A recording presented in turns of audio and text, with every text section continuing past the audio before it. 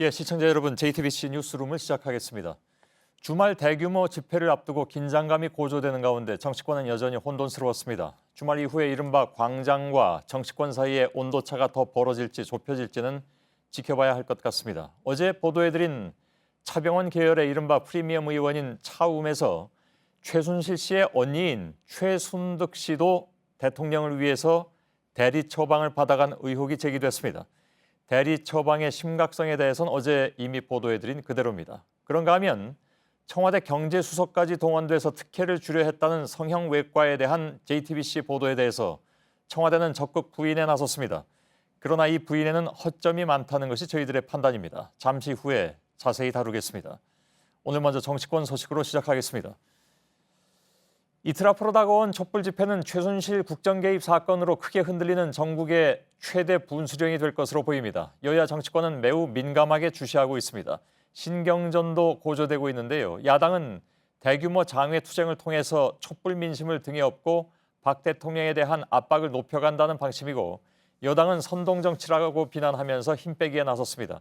국회를 연결해서 정치권 분위기부터 좀 살펴보겠습니다. 윤영탁 기자가 나가 있습니다. 먼저 국민의당 안철수 전 대표가 거리로 나가서 장외 투쟁을 시작했군요. 네, 안철수 전 대표는 오늘 오전부터 서울 홍익대학교 주변에서 서명운동을 진행했습니다. 온라인에서 이용하던 박 대통령 퇴진 촉구 서명운동을 장외까지 확대한 건데요. 야권의 대선주자 가운데 장외 투쟁에 들어간 곳은 안 전 대표가 처음입니다. 박 대통령이 물러나는 게 냉정하고 객관적인 판단이라며 퇴진을 촉구했습니다. 안 전 대표는 모레 열리는 촛불 집회에도 참석할 예정입니다. 예, 혹시 다른 이른바 대선 주자들도 이런 장외 투쟁에 합류할 그런 얘기는 들리지 않습니까? 아직 확인이 안 됩니까?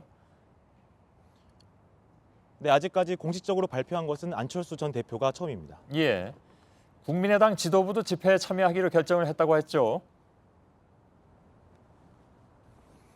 네, 국민의당은 오후 5시부터 당 중앙위원회를 열었습니다. 조금 전 결론이 났는데요. 촛불 집회 참가는 물론이고 대통령 퇴진 운동에 나서는 것을 당론으로 정하기로 했습니다. 그동안 주장해온 이선 후퇴보다 한 단계 더 강력해진 겁니다. 예, 민주당의 경우는 어떻습니까? 당초 어제 야3당 대표가 주말 집회에 적극 참여하기로 의견을 모았었는데 의원총회에서 어떻게 결론이 났습니까? 네, 민주당은 오늘 의원총회를 열고 소속 의원들이 촛불 집회에 참석해야 될지 여부를 논의했습니다. 가급적 전원이 참석하기로 방침을 정했는데요.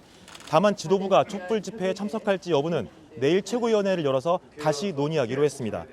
의원 신분이 아닌 최고위원들이 있는데 오늘 의총에선 의사를 확인하지 못했기 때문이란 게 민주당의 설명입니다. 예. 글쎄요, 그건 좀 지켜봐야 되겠습니다만 여전히 광장은 광장이고 국회는 국회다 이런 입장을 가지고 있는지는 잘 모르겠습니다.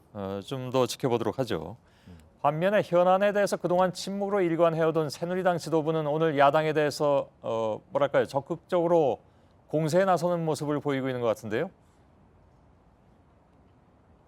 네, 먼저 새누리당 이정현 대표는 국군 통수권과 계엄 서포권을 넘겨야 한다는 문재인 전 민주당 대표의 발언을 겨냥해서 도저히 납득할 수 없다며 강하게 반발했습니다. 이 대표는 헌법에 위배하는 내용을 진지하게 하자는 건지 국정을 중단시키겠다는 의도인지 꼭 해명을 좀 듣고 싶다고 말했습니다. 다른 친박계 최고위원들도 선동 정치라며 비판에 가세했습니다. 당 지도부는 도널드 트럼프의 당선 직후부터 트럼프 비상체제를 가동하고 있는데요. 대외적인 충격파를 최소화하기 위한 게 당 지도부의 설명이지만 외교, 경제, 안보 분야의 위기를 부각시키면서 국정 안정화에 야당이 최대한 협력하라고 주장하면서 수세 국면을 벗어나라는 의도가 아니냐는 지적도 나오고 있습니다. 예, 국회에서 윤영탁 기자였습니다.